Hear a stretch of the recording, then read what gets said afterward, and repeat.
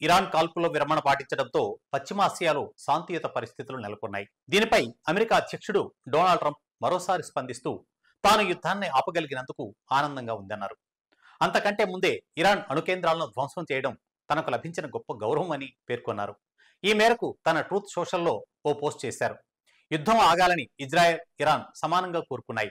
Iran అణ్వాయుధ కేంద్రాలు, అణు సామర్థ్యాలను ధ్వంసం చేయడం నాకు దక్కిన గొప్ప గౌరవం. ఆ తర్వాతే యుద్ధాన్ని ఆపా అని ట్రంప్ తన పోస్టులో రాసుకొచ్చారు.